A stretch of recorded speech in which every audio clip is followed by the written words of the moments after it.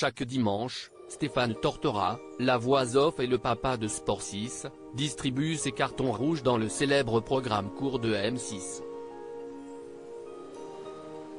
Des prises de position qui ne plaisent pas toujours, comme le journaliste de 61 ans l'a confié à Télé Loisirs. La voix de Sport 6, s'y est lui. Chaque dimanche, à 12h30 et 20h10, Stéphane Tortora commente l'actualité sportive tout en images sur la chaîne de Nicolas de Tavernost. Le magazine a bercé plusieurs générations de Français puisque l'émission est à l'antenne depuis près de 34 ans. Une longévité très rare à la télévision. Tous les week-ends, le programme court de M6 rassemble en moyenne 2,5 millions d'aficionados, avec un pic à 2,7 millions le dimanche 5 février 2023. Un succès dû en partie au journaliste de 61 ans qui n'hésite pas à donner son avis sur le milieu sportif dans la célèbre séquence du carton rouge. Des prises de position qui lui attirent parfois à quelques ennuis. Malgré les menaces, je refuse de me censurer Télé Loisirs. Avez-vous déjà reçu des remontrances à cause de vos cartons rouges dans l'émission? Stéphane Tortora, je caresse le milieu sportif à rebrousse-poil et ça ne plaît pas aux supporters que je bloque sur Twitter quand ils m'insultent.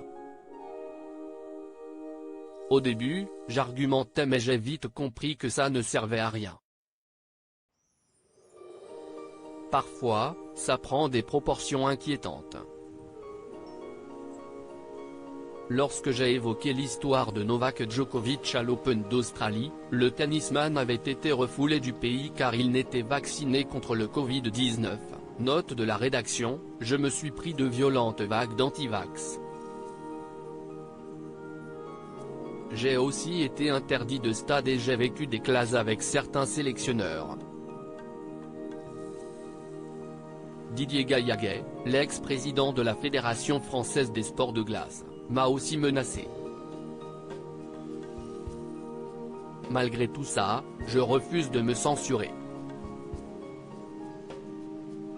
Êtes-vous libre de parler des sujets que vous souhaitez dans Sport 6 ? On ne m'a jamais demandé de ne pas traiter une info.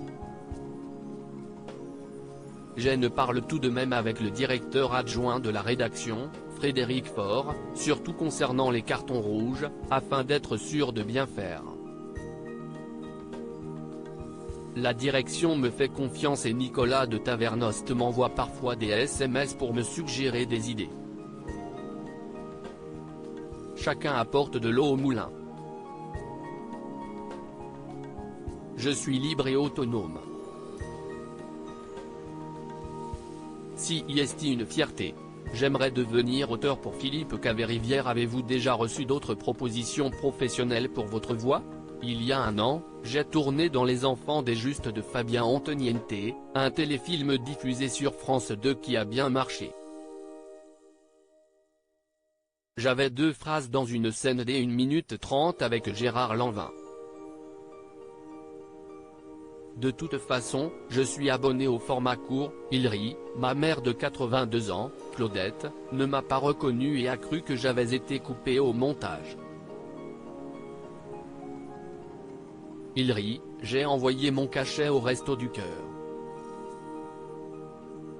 Cela vous a-t-il donné envie de retenter l'expérience? Oui.